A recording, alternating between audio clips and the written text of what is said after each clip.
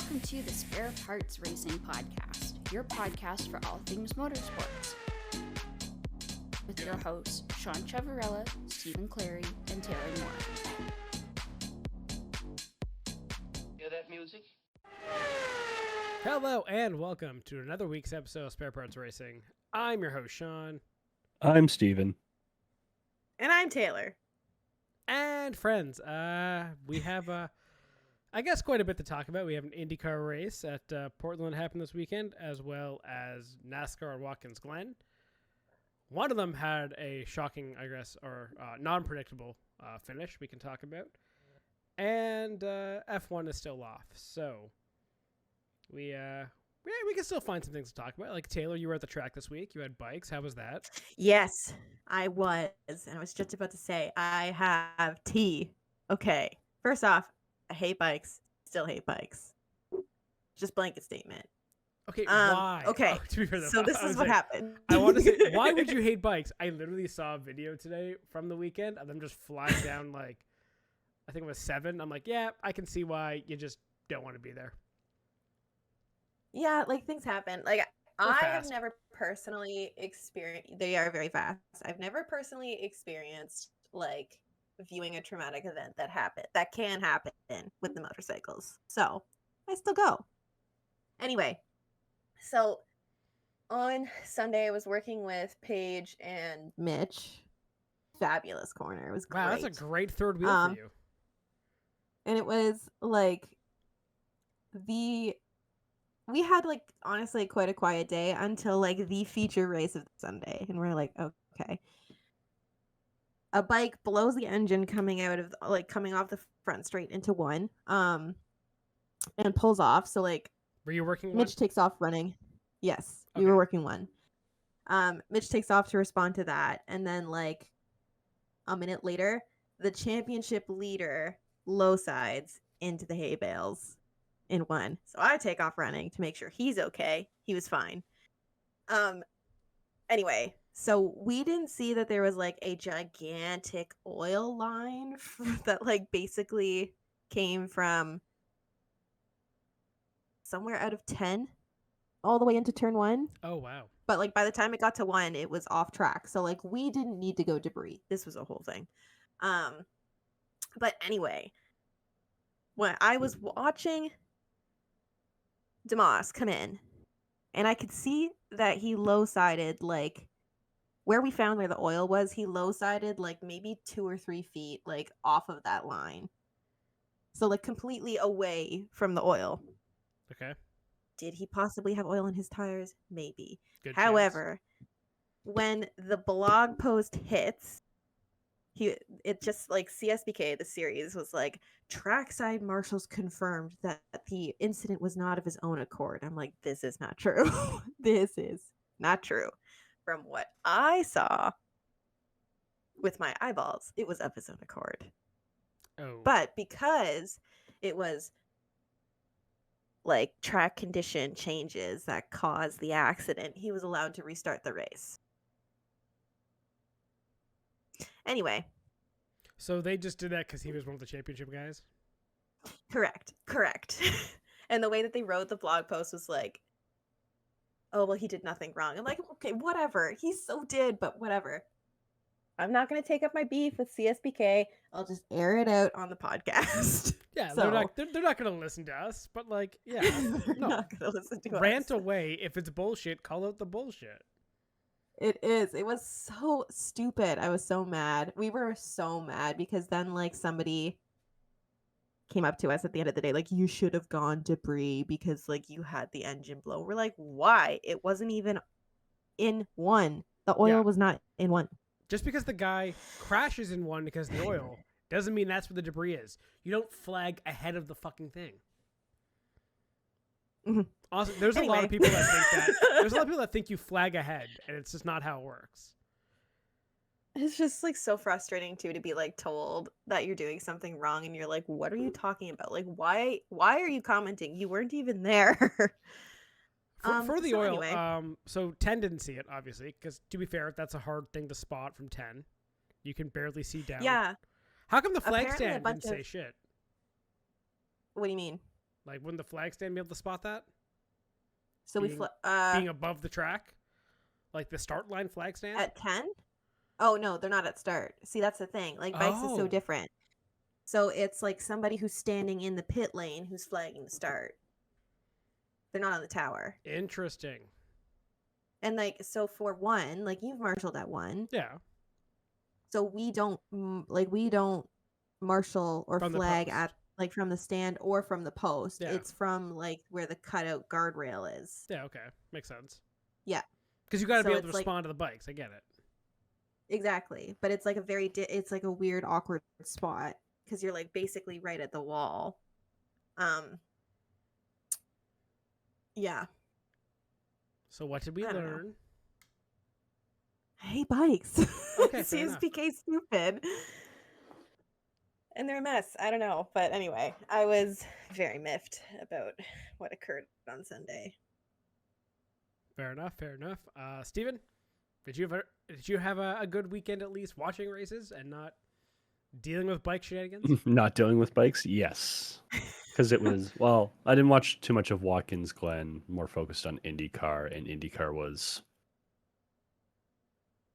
okay, good. Wasn't Pelot winning, but somehow still Pelot winning. Well, he won the So- championship, right? Yeah, Correct. Yeah. He won the championship with his Yeah, fourth place okay. finish. No, he still placed third. Or was it third? Okay, because it was him. A lowly and, third place. Him and Lungard were fighting out, and that was a really good Give- fight actually. Give me more of that next year. I'm very excited for that. Can we have it next race? It didn't matter. Next race, but like, there's nothing on the line anymore. True. There is In terms of, nothing on like, the line. Yeah, like Lungard's, he could be top three, and then you have McLaren with 2 cars in the top 3. That's So fair. there's that. But like, give me that, but for championship Okay, fair enough. sort of thing. Fair enough. I am kind of surprised also. So Portland this weekend, Will Power came to play. Clearly, Yep. had a good pace, won the race, all good. Why is he not signed? He's 'Cause he- not. No. Because for some reason Penske thinks he's the odd man out, which He's the only I guy to mean- win. I feel like yeah, you should never count out willpower. That is the Yeah. lesson. Okay. 100%. That's the lesson. But yeah. So Will Power wins. He's still not signed. He made some comments also about like he can't talk to other teams. I think until the end of the month. But like, I think teams have tried to approach him. But I mean, hopefully, like he's shown he still has the skill to be there, right? one, if I'm Will He's- Power, if it's not Penske, I'm retiring. Because you're not going to have the best equipment no matter where you go. Right? Yep. But like, I get it though, because you want to stay in the series as long as you can. Again, you proved you could win this weekend. It's almost like, how do you not bring him back? He's the top Penske guy this year. He was second last year. Do you have the standings pulled up? I do. Where is he compared to the other drivers of Penske? So he is currently sitting 6th with 342. Scott McLaughlin has 285, and Joseph Newgarden has 239. So Okay, to me, he's that's a good season. yeah, he's got a Mhm. sizable gap to the other two. I mean, considering how awful Penske has been this year, However, honestly, with that win, it does mean Penske gets at least a win this year. Yep. Which, when was the last time they hadn't had a win again? It was like back in the 90s? It's been a while, that's for sure. 'Cause I'm trying to think of Sorry, the last time they went a season without a win, I'm pretty sure it was back in the 90s. wow. So, again, willpower is going to save you from, again, having a year without a win, and you're going to return him with, here's the door.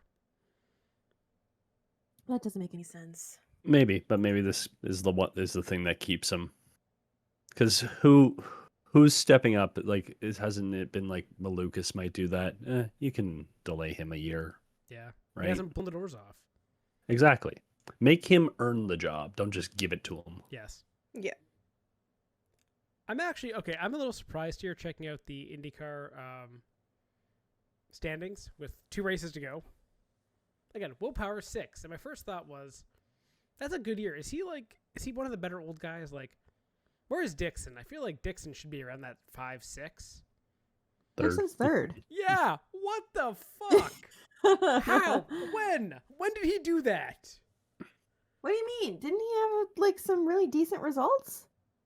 He won one. And a Wasn't few that guys to one? win. Yeah, But he like, won once. are you feeling that Dixon has had? Because again, it's been the Pelot show most of the year. Top fives this I year, though. know, but again, this is the point I want to say with like Will Power. Like, these old guys still got it, and if you're still finishing in the top 6 of the championship, you're still one of the best drivers in the series. Why? And again, if you're for a top team too, for Dixon and Power here, you should be in those rides. Like, if at the end of the season, Will Power is not with Penske, someone needs to check Roger and see if his like brain has eaten itself or something, because I don't get it. If his brain has like a flesh-eating bacteria.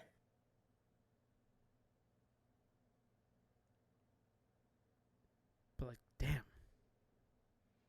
But yeah, anyway, for IndyCar, Pelot wins the championship. Power wins the race. Lundgaard second. Pelot third. Rahal fourth with a good race. He had a very Oh. good race. I think he was like plus 15 Yeah, on and the day. Rossi fifth. Oh wow, that's pretty So- good. Wow, Rossi was 5th. Yeah, he had a great race. Oh my gosh, good for Um, him. Biggest controversy out of that race though was Daly and who was it? Rasmussen. Was it Rasmussen? Yeah, that. Yep. Oh, was that that was the crash in like the first few laps, right? I think it was like lap 10 maybe. Like the start of this race had 2 massive hits. First one was he was Ferrucci. really unhappy. Oh, Daly? Yeah, did you see him go off on like Mhm. was it Twitter Oh, he was or going off. Instagram? Twitter. There was a in-race interview, podcast. Yeah, he's like so unhappy about the situation. When you Wasn't he get, saying like it's just saying what? go ahead? Oh, I was gonna say, when you get punted in the fastest section of the racetrack, I understand that reaction. Yeah. Oh, and the other thing is Rasmussen has proven, I think, this year, while it's entertaining, he does drive like right on the edge of control. He will like you've seen like moments on, I think it was in Iowa. He kept like fishtailing, and it's like it's great that you drive on the edge. At the same time, you do need to have a little bit of control when you're right next to other drivers and leave them, some space to drive. You do not get to take up the entire track. So, I don't know. It's entertaining, but I think in the end, I was shocked Rasmussen didn't get a penalty, especially like watching honestly, it again. yeah. That was the shocking part too, because that was like this went on for like a lap and a half of them sort of getting into it. One was definitely Daly's fault, and they let them race a little bit. Like Daly dove bomb Rasmussen into 2 after Rasmussen sort of forced him off at the end of the previous lap. But yeah, I don't get how you don't call something for that high speed section. Yeah. And that's where I think Daly was more pissed off. And like, to be fair, I get it. Like, you're getting punted. You're going back and forth with each other. Yeah, you probably could have thrown a flag somewhere in there for anyone. Like, black flag or something. But again, it all happened in a lap. And then the solution is you punt a guy. And there's been zero, I guess, discipline from IndyCar because of that. they at least should have gotten a fine or something, right? Yeah. But yeah, we're Mhm. here on Thursday and nothing's happening. It's just, yeah, it is what it is. Okay, so it's going to be let them punt each other going forward. You can see a lot of guys taking some anger out towards the end of the season if that's going to be the case, especially with some ovals coming up. I don't like how IndyCar is not doing anything about it. Yep. Nothing says retribution like a rear right hook. Listen, we'll get to Austin Hill. I will say one thing. So, Steven, as much as there isn't anything to play for the rest of the IndyCar season, there is one thing I think still to play for. What's that? I think our grid rival fantasy. No. Steven had like a 500 What? point lead in the middle of the summer. I have clawed that. Oh, back- really? I have clawed that back to under 100. Yeah, the I only don't time even he pays think I set my attention. lineup for Portland. You've unless I given up. did. I know Steven has set his lineup. I know I've set my lineups every single time. Oh shoot! yeah, crap. you're done. You're I done. usually do when I get the. Notification. Well, I'm in third. Out of 4. yeah, and Yeah. the fourth is No, I'm like DNF. 2,000. I Yeah, am- I'm like I am- 2,000. I am back. slowly chipping away at Steven's lead. I think I have. You the gu- are. I have the guys. I'm on my lineup who are going to take me to the promised land in the final 2 races, and I'm going to beat Steven by the end of this. I love that. How's our F1 league? Oh, hang on. So that's not on my phone. I have to go over to the other. They changed. Finally. Oh my gosh, they changed. Everything looks so much nicer now. I'm just saying On for the the, app. for the final 2 races for the grid rival one, I got Palou, I got Award, I got Lundgaard, I got Daly, I got Newgarden, I got Ferrucci. Like, I'm coming for you, Steven. I am. We'll see. Leagues. I will say I believe in you, Sean. in terms of fantasy, will we have to re-examine the NASCAR fantasy next year? And what I mean by And that for- is SVG like a top pick Yeah. for getting Honestly, guaranteed though, wins? yes. Yeah, for the road courses, absolutely. SVG is like, I think, one of the top picks. Yeah. Now, Are we? I- Hold on. Are we transitioning into NASCAR now? I think so because I'm good for that because I don't think we have anything else for IndyCar right now, and I No. kind of want to go off on SVG, who is fucking. You want to kicking go? ass. Okay. Let's do Cup first. We'll do Cup first, but I want to touch on Xfinity. What? Connor Zilisch is fucking finding out what gravity is? Absolutely. Wins the race. Honestly, no. breaks his collarbone. We can start with Zilisch because, like, I'll be honest. I thought Zilisch was going to win this one. I had money on Zilisch. I bet on him on Friday. I'm Oh, like winning the Cup Series race? Yeah, winning the Cup. Oh, because he would have raced if he didn't break his collarbone. Exactly.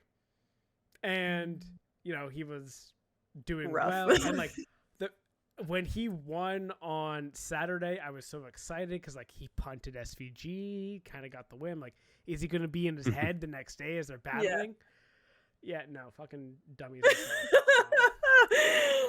Oh So- my gosh. That pissed me off. Oh, Now we don't know if he's going to race for a couple weeks here. I, He's I- probably I- gonna be out for he a couple has this weeks. week off, I think, anyway.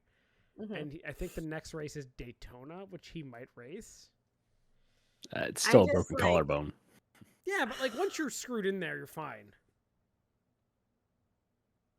Okay. Anyway, No, really. like such bad luck. once you get the plate in there, it's actually not bad. Like I think it was Did he get a plate? Do you always get a plate when you break your collarbone? if it's a clean break across, yeah, they'll usually plate it. Oh, okay. Yeah. I don't know. I haven't read up like a lot on the broken collarbone, but I saw the video and I was like, oh, that's so sad. Oh, Yeah. to win the race and then like end your weekend with that. That sucks. Well, like everyone was actually worried when it happened that like he fucked his head up. Yes, because it did look like he like hit head first. He It did. was He kinda was out scary. cold. He did. Oh, right. Like he was He brained himself. He was knocked out, and they're like, "Oh no, everything's fine." First of all, you don't get knocked out and not have concussion. Like you don't have a brain Yeah. injury and get like he should be getting another test like later in the week and be like, "Hey, are you actually fine?" I was a little suspicious because they did like the concussion tests and all of that really quickly after, and I was like, isn't that like, don't they also take time to develop sometimes? Yes. Like, it's not like immediate. So, yes, he would know. As the resident concussion expert of having them, yes, like these things can develop over days. Like, again, do I think he's fine? He's still young. He can probably bounce back from it. Sure. Hmm. Do I think he's having a rough week? Definitely. Yeah. Oh, hurting. I'm sure. But also, you're on a bunch of painkillers, so maybe that's also affecting the head side of it too. Possibly. Anyway, very unlucky.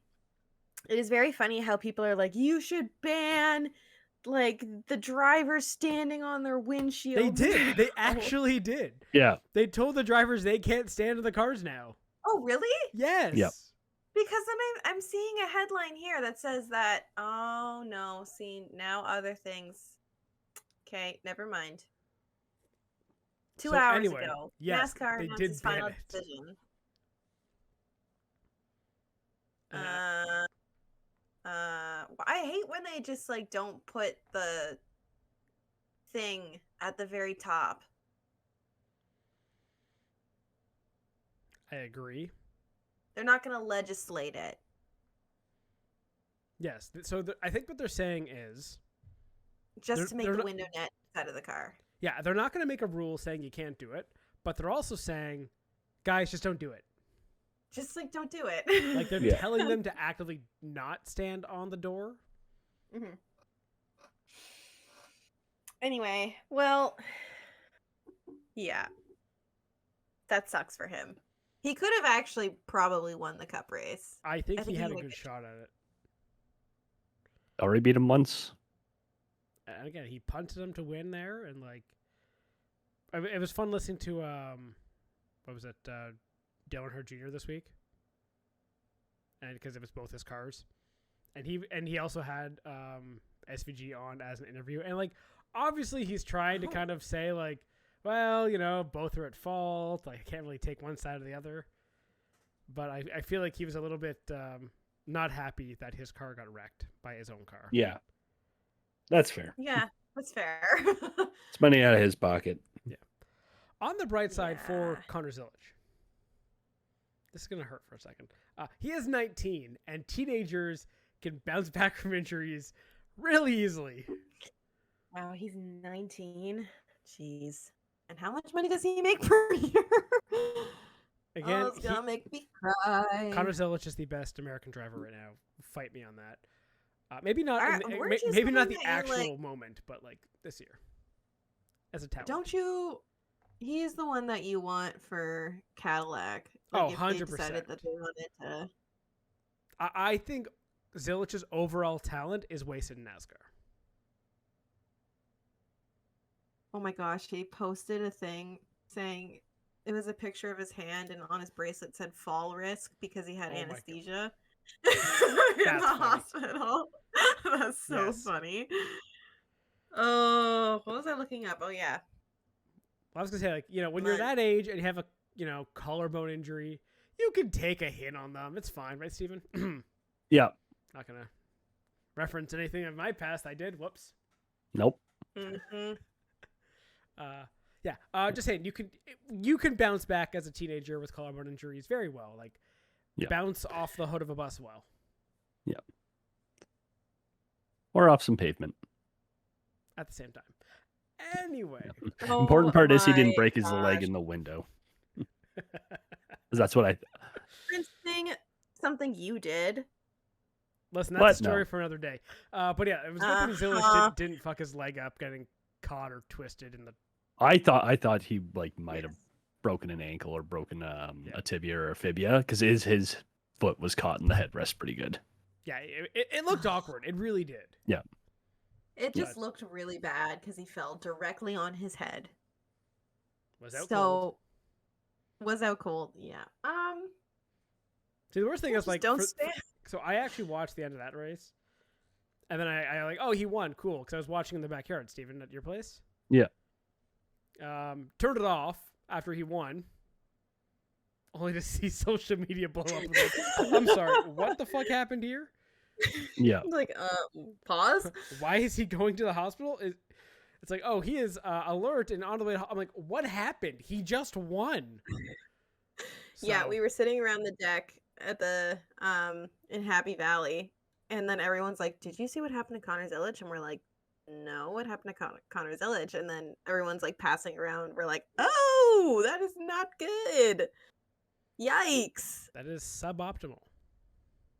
Yeah. Well, poor guy. Hope he recovers well. Maybe you'll get SVG next time, because apparently SVG is like 100% the king of road courses in Definitely. NASCAR.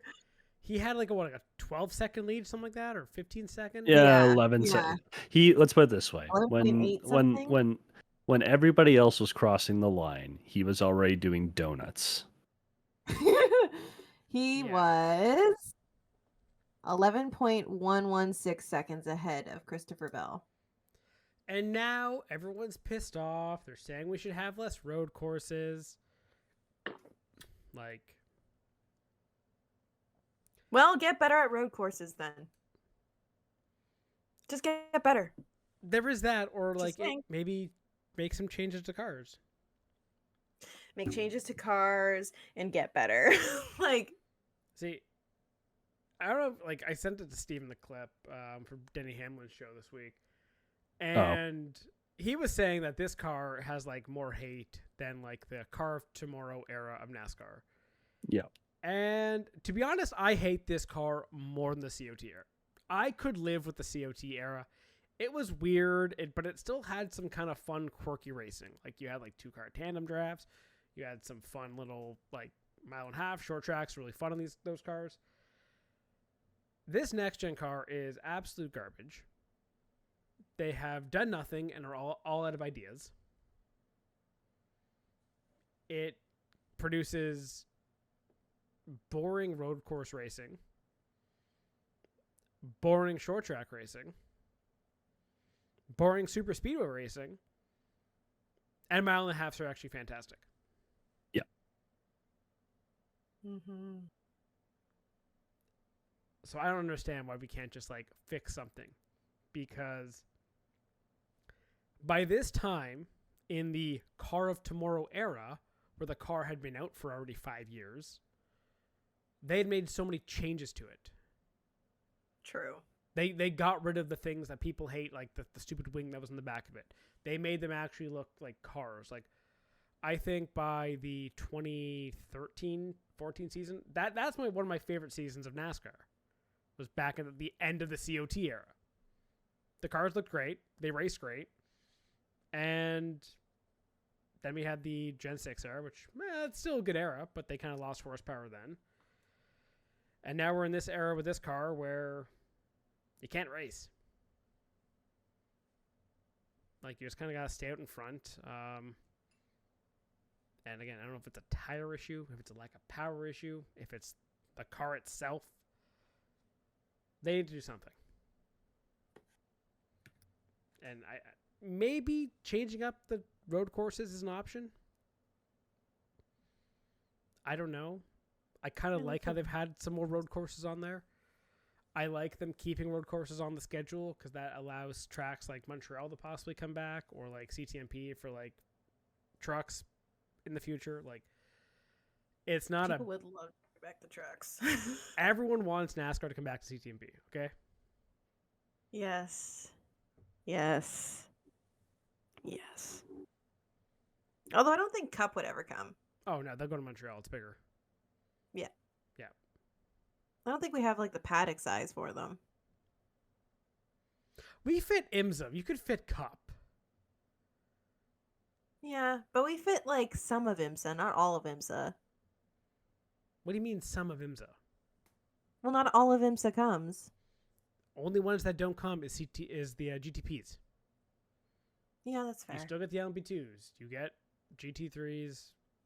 You get Anyway, all of the Pilot Challenge. You get the VP Challenge. true. Everyone true, shows up to IMSA. True.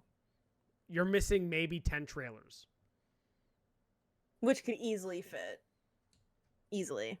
So Yeah, don't say NASCAR couldn't fit. They definitely could. they definitely could.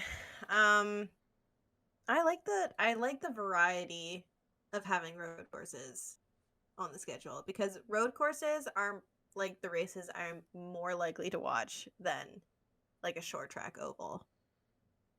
Which is such a disappointment, because the short track races used to be the best. Like, But the package is terrible. they can't even get closer. Like, the beaten and banging of NASCAR is historically from short tracks and road courses. And those always used to produce some of the more entertaining races. Because guys were allowed, because again, you're not speed limited, you're grip limited. Like, you're allowed to go into a corner and try to outbrake a guy, gain a little bit here and there, versus I would say on like the super speedways or intermediates, you're a little more aero limited, speed limited of what you can do. It's a lot more delicate to get around a guy. Versus short tracks, guys used to like wreck each other, but also like in a tasteful way. Like, if you ever watched like some of the old, I'd say Bristol in the 90s, my favorite ones there was always Dale Earnhardt versus Terry Labonte, where they kind of wrecked twice at Bristol. One, Earnhardt won, the other Labonte won. It was all great. But back in the day, those short tracks, you could make contact. You could do stuff. They were fast, but you could also beat and bang the guys around you. Nowadays in NASCAR, you can't even get close to the car in front of you. You can barely touch each other. Again, we give Zilisch shit for dumping SVG in the Xfinity race. You know what? A couple years ago, everyone would have loved it. So I think like the culture's kind of changed away from it. You don't really have the product to make good racing now. And nothing's been done. Nothing will be done because it's NASCAR. I just don't understand why like they're at this point of doing nothing. To be fair, every series since COVID has done the do nothing option. The biggest thing NASCAR did since COVID was bring in the new generation. That's it. Have you made any changes? No. You may have added a weird Chicago street track. That was it. It's gone already. Indycar out of the aero screen, and now it's and a hybrid. Okay, maybe they've done something actually. F1 is making at least big jumps next year in terms of their formula. And that's sort of scheduled, right? So yeah. I don't know. I just feel like everyone's kind of in this wait and see kind of process, and no one actually wants to be like, hey, maybe we can actually do something. yeah. Yeah, everyone's afraid to take risks. Taylor, why you look pissed off? What'd you lose? I'm having technical difficulty. Oh, her Everything disconnected from my computer, and now I have no idea what anybody's saying. Oh, no. Okay, well, that sucks for her. Get the shit talk in now. Okay, so, yeah, I listen, she'll come back in whenever she can. We can still see her. Her mic still works. She just can't hear us. This is hilarious. But yeah, anything else NASCAR related you want to talk about, Steven? No, not really. I think, like... Beat the dead horse? Yeah. Road courses, it's SVG's world. We're just living it. Actually, that was the funny thing that someone, I can't remember who had pointed it out. That was his 4th win this year for SVG. That is now a NASCAR rookie record. Is he a rookie technically? Yes. Okay. Yes, he is. So 4 wins in the year is the rookie record. Yeah, which, like, to be fair, yeah, that kind of makes sense. So No, that's fair, just yeah. a fun trivia question for 10 years down the road. Who? Because realistically, it's gonna be tricky to beat. But Because no one comes in one as a rookie in a top ride anymore, right? yeah.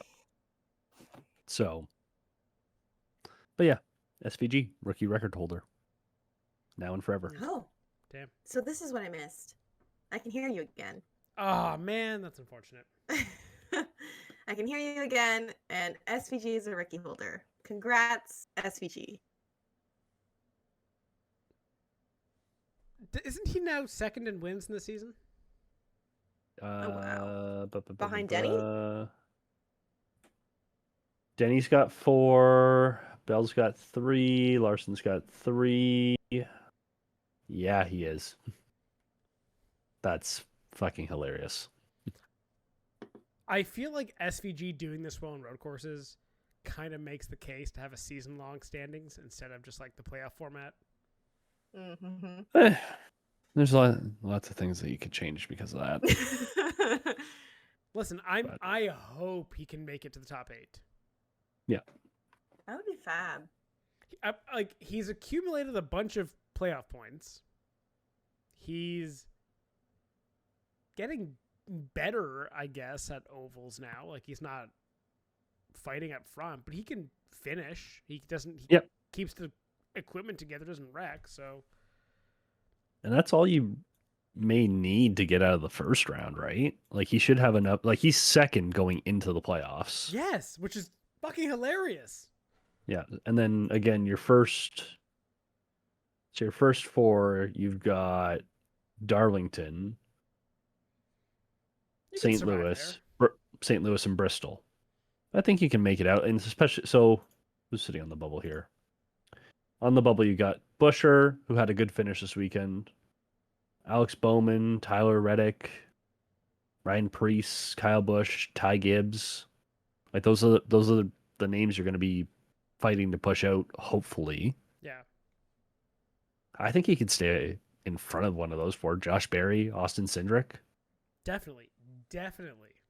Yeah, and then again, I think as we've talked about before, round of 12, you just got to do what you do at Roval. Hell, Kansas is you have 2 chances to win. By Kansas. Realistically, because Kansas is almost like a mini plate track. Is it?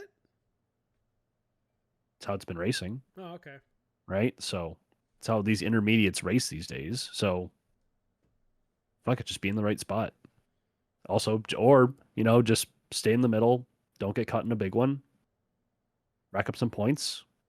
You're good to go. Yeah, Then you don't even have to.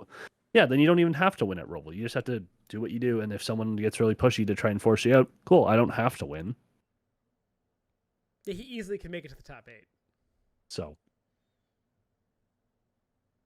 That could be a nice bet, actually, going to the playoffs. Bet on SVG, and when he makes it to the top 8, you cash out. Yeah.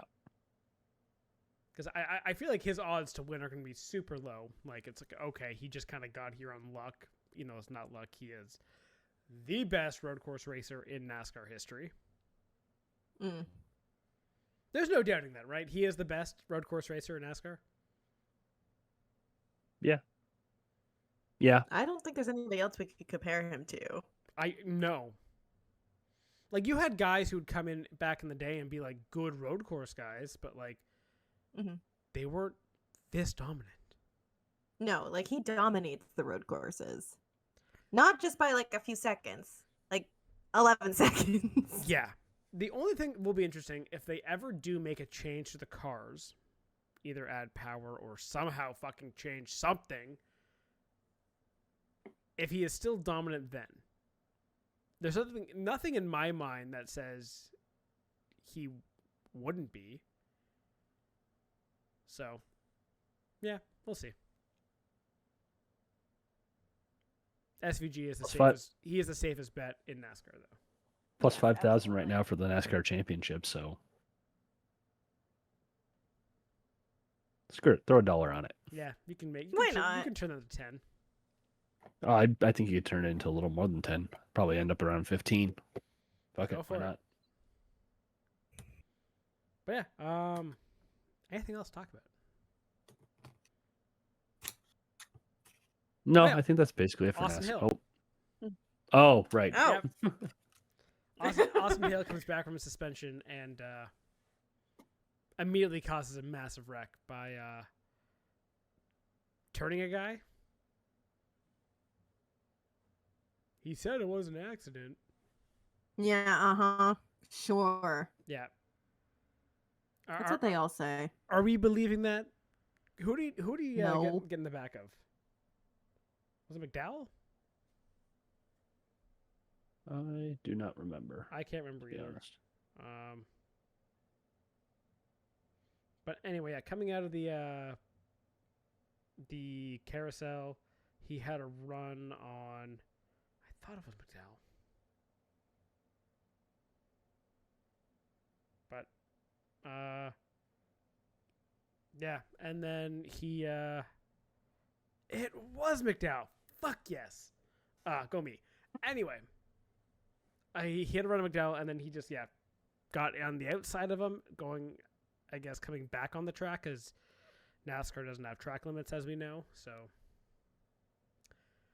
you run wide, and then he just kind of gives no space, takes no space, and just turns him. But this one's okay, apparently, to NASCAR.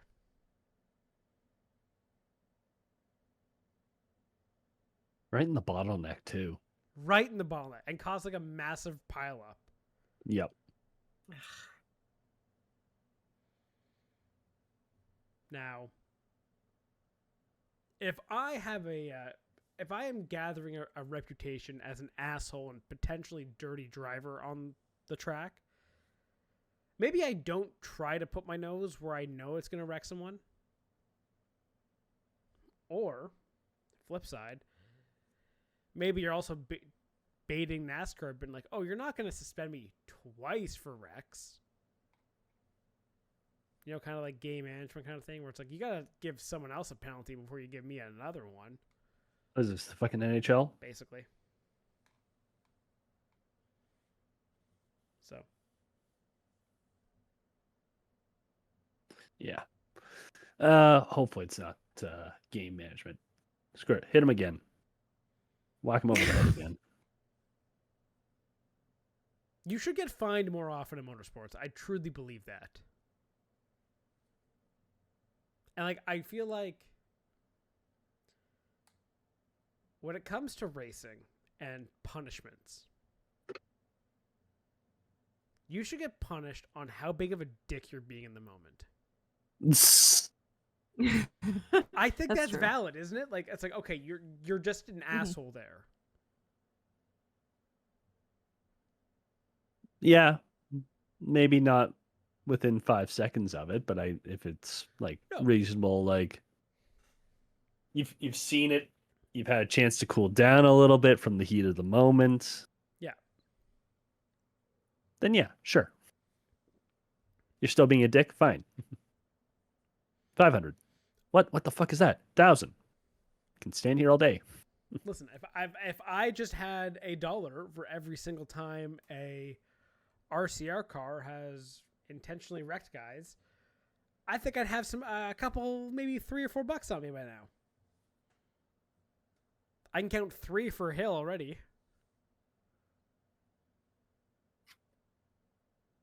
So, guy's a prick.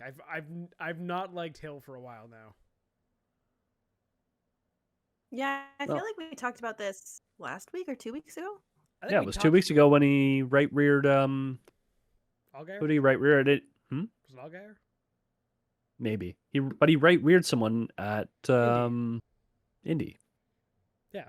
He said it was an accident, but you see both hands on the wheel, not trying to make any adjustments, steering towards the corner after you just got bumped. So yeah, it sounds like it was an accident excuse. Is like an MO. Yeah, like I went off on Austin Hill. Like, wasn't it like a year ago or 2 years ago where he did this shit with Sheldon Creed? Oh yeah. Where he fucking punted him, being a whiny bitch, and then leaked that he was leaving to Joe Gibbs. It's like, okay, like you're just an asshole. Yes. It's all coming back to me now. So I like how Austin Hill cannot get a cup drive because he is just unlikable. And like, it's not like he's young either. He's 31. Wow. So this isn't a young guy making mistakes. He's literally older than us. It's like, no, at this point, you're just an asshole. Yeah. So you're just an asshole. Like at that point, no. Like most of the time when we're talking about behavior like this, we're usually talking about someone who's like 18 or 19. Yeah. We're like, oh, well, like they're immature. Their frontal lobe still hasn't developed yet. They'll figure it out and they'll ease like out of it. Like Max Verstappen, he was like that when he was young. Yes, he was a big asshole. He was 16 too. Exactly, but completely the opposite now. I mean, kind of, but anyway, at 31. Listen, I give Ferrucci more of a pass than I do to Austin Hill. You That's like saying something. on my rankings. On my rankings, well, again, Ferrucci's only 27. Also, again, for all the shit he's done in the past. But 27, that's still inexcusable. Like the stuff that Ferrucci does is inexcusable. The same thing with Hill, but like still, 27 is not excusable. No, but I would say like for your frontal lobe has developed for to 27. The big shit that Ferrucci has done, he was a lot younger during that bullshit era. Now he is still an asshole on the track, and he's still an asshole. I'm just saying like, okay, the history is you're not consistently doing asshole things every week. Like I'm watching a 31-year-old do an Xfinity, trying to get into Cup that no team wants you because, drumroll, you're an asshole. At some point, get the hint.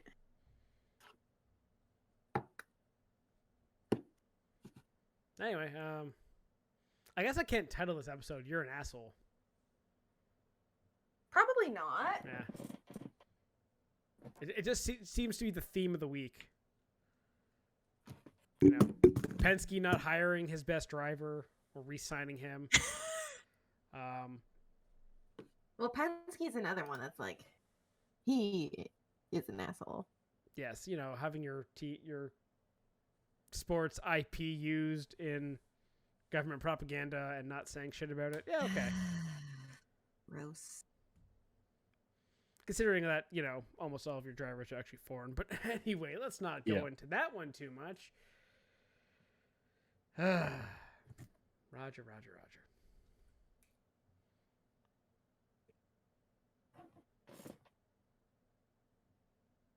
Anyways, what else we got? I don't know. What else? What else do you guys want to talk about?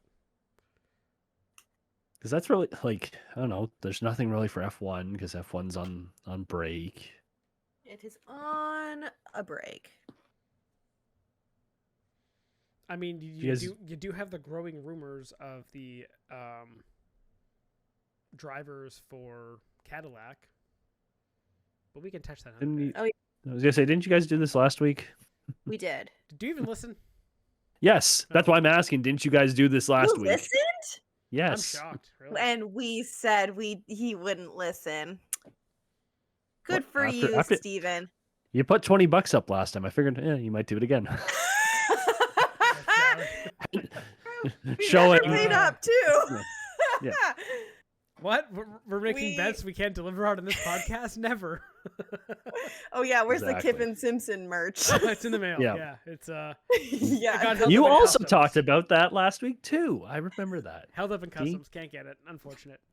Yeah, bullshit. That's mine. Where's the receipt? Anyway. But you know what?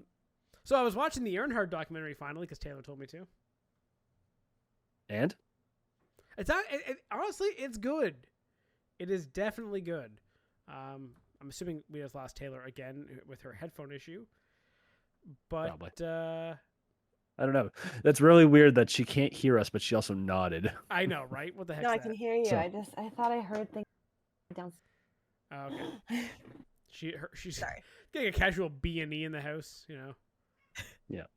Yo, after my neighbor's house got broken into, it was crazy. That's fair. Anyway, I got the cat the here. Earnhardt documentary. Yes. Cat.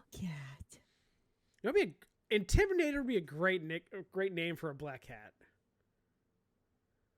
I mean, with that If it- look, The face he's giving right now, Oh, yeah. 100%. he looks No- grumpy. Knowing Earnhardt how would be that a cat fun name actually, for a cat, yeah. knowing how that cat actually acts, no, not a chance. No, he is not. He's a little love suck. He's a cuddle muffin. Yes, he is. But yeah, so Earnhardt, good documentary. I enjoyed it. You were totally right in your assessment. He was an asshole of a father. Yeah, terrible father. And Terrible father. I think it's absolutely hilarious that Dale Jr. is so much not like his dad. He's like completely the opposite. But I feel like part of that too is like you have that experience and you so badly want to do better, right? Like that's the whole thing is like we're always trying to do better than our parents' generation. Oh my gosh, this cat's so funny. I know. But yeah, he's completely the opposite and he's such a likable dude. Earnhardt Jr.? Yeah. Yeah. Yeah. Yeah, he is a guy that's like, okay. And because I think I was saying this before, of like I think is almost every positive change in NASCAR is coming through Junior right now. He's one of the best voices in the sport. He is everything in spite of his father, Yes. which I think is just hilarious. Where it's like,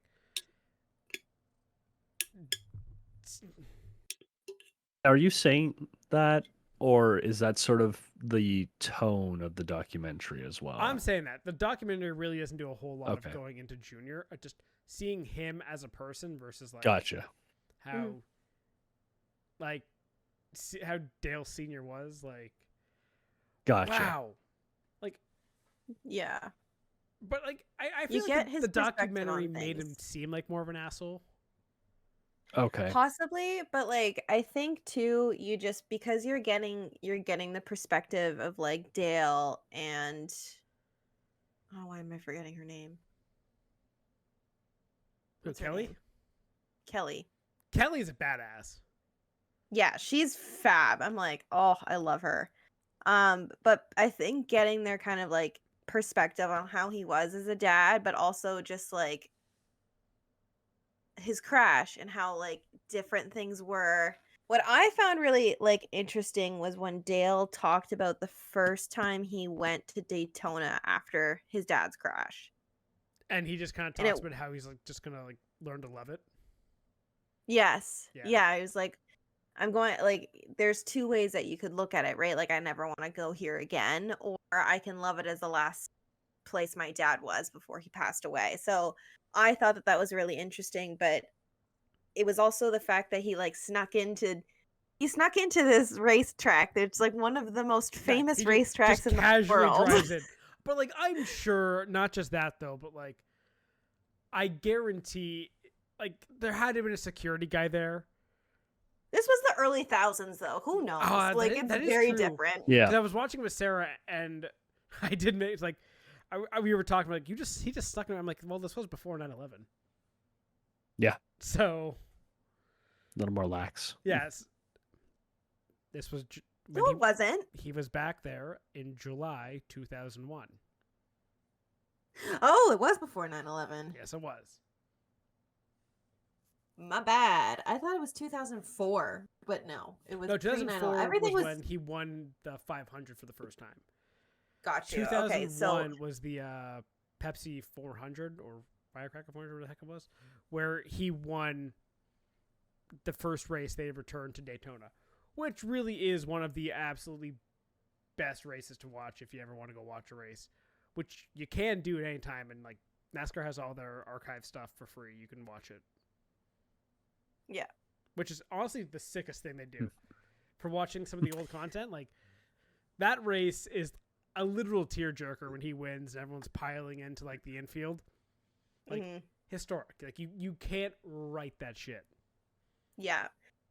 Yeah, so but like it is a good point to make. Like it is pre 9/11. Everything was different. Like security was so different pre 9/11. Especially like in the States, you could just like there was no airport security. No, you could just walk up to a gate. Exactly. Yeah. So there would like why would anybody care really about them sneaking into the track? Yeah. So doubt there was cameras everywhere the way that they probably are. There probably are now. But I think for him, like it was just such a poignant moment in the documentary I found, like after Dale died, and Junior went there for the first time. Anyway, it's a really good watch. Easy, like one night. You can watch it all, but it was really Listen, good. I did it in 3, okay? It was one, because they're hour-long, it's 4-hour-long episodes, so like, I wasn't prepared for a 4-hour sit-down. That's one extended Lord of the Rings movie. That's fine. Yeah. I think I don't know, maybe I have too much time on my hands, but I like sat and watched the entire thing in one thing. That's fair. I kind of wish it focused a little more on his like his middle career, like the 90s and stuff more, and like some of those times, because it really was like, here he is, here is his beginning in NASCAR. Here is his reputation of being an asshole, which and then it kind of cut to his death and like how he, but before that, like how he treated his kids. Like you don't buy your kid, you don't buy all 3 of your kids top brand new race cars and be a shit person at the same time. You know what I mean? Yeah, like I don't think he was a bad person per se, but I think part of it too is that like parents usually parent like on the example that was set for them, right? But like I think for our generation, because like most people believe in therapy and will like go and get therapy for their terrible childhoods, I think there's a lot more recognition about the like terrible things that we pick up. But like in that generation, like in Dale's generation, that's just what you did, right? Like you just ended up being what you had. It was definitely so, like, his father was absent.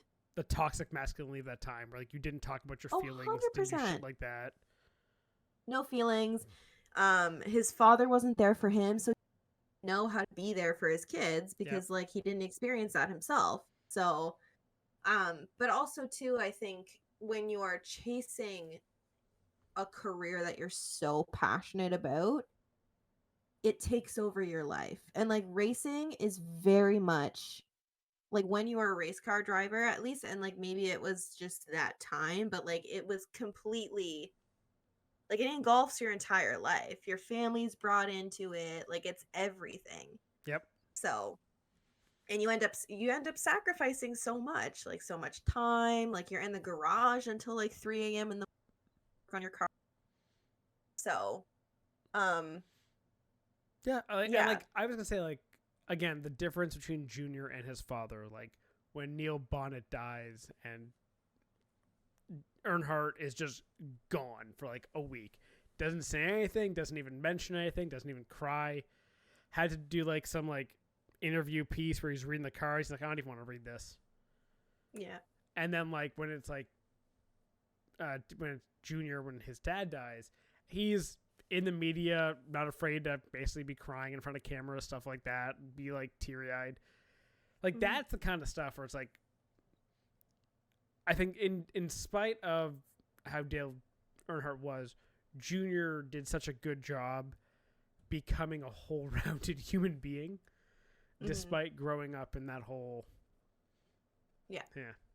And not to mention, like, Absolutely. don't forget, Junior had serious issues in his career. Like, the troubles he went through, I would love to see, like, a continuation of that, to go, like, him and Teresa's feud, basically, that got him out of Oh, DEI. yeah. His concussion issues when he was at Hendrick after his wrecks. Like, there's so much you can go into in Dale Earnhardt Jr.'s career that's fascinating. And, again, like, the weight of having to carry your father's legacy. Like, Ugh. Yeah. yeah. Yeah. I mean, like, I'm sure there will be a follow-up at some point about Junior's career. So But got I think that's a got long Junior's, time coming. Junior's little diecast here. I realized I had it at my desk. That's his was it 99 Busch Series car? Wow. Which is, I don't know. that is how old this is too, which I think is hilarious. Yeah, I think it says Hot Wheels 19. I think this is 99. Yeah. They don't make diecast like they used to. They really don't.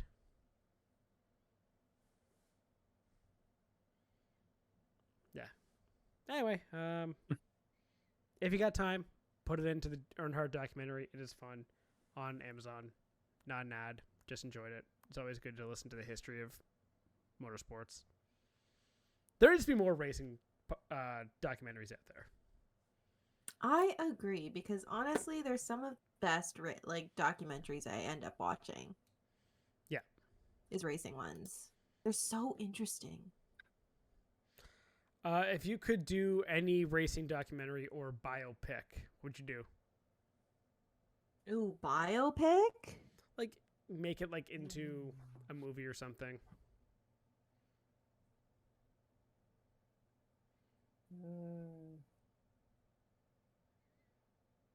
That's a tough one.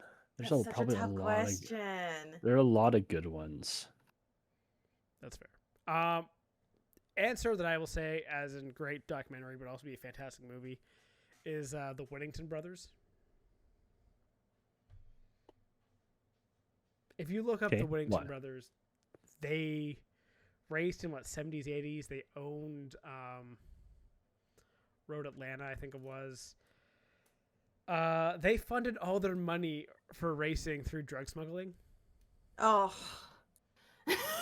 They were the reason IMSA was the International Marijuana Smuggling Agency. Like, that's them.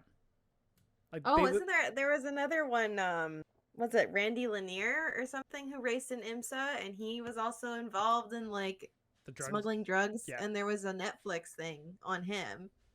Yeah. And I was like, interesting. So, like, the Whittington brothers, one of the things they would do, like, I think it was in Le Mans, one of the Le Mans races, they literally showed up to Le Mans, didn't have a ride, with just a duffel bags of cash. And like, hey, can we get a ride? Sure, here. And then they would also land they'd take off 2 planes, apparently, land one at Road Atlanta in the backstretch. And like, there were tire marks on the track from planes landing. Like, because there's skid marks. If you ever see a plane land, that makes little tire marks. So people are always like, why the hell are there like these tire marks in the middle of the track? Yeah, it's because they were landing planes on it filled with drugs. Fucking fascinating. Best story in motorsports of all time. Nice. Yeah. What was it me sending it to you or you sending it to me? The guy who won the first Monaco Grand Prix, and then also went on to be a spy in World War II. Wait, what? Yes. That one would be fast. Yeah, William Grover Williams. Great name too. William Grover Williams. That is an incredible name. That would be cool. That would be a fun story to do. Okay, Netflix. Win first ever Monaco. Go behind enemy lines in World War II. W, also known as W. Williams, was a British Grand Prix motor racing driver. Interesting. What? Codename Sebastian. Wow. Oh, that sucks. He died in a concentration camp. Jesus. Wasn't gonna bring that up. Wasn't gonna bring that part up. Sure. Steven, what is with you and always picking the guys that die? I was like, well, I mean, oh, he what a to be cool life. Maybe he'll like, be rocking away on. No, he has like a horrific death. Fuck, Steven, like, buddy, you always pick the dead guys.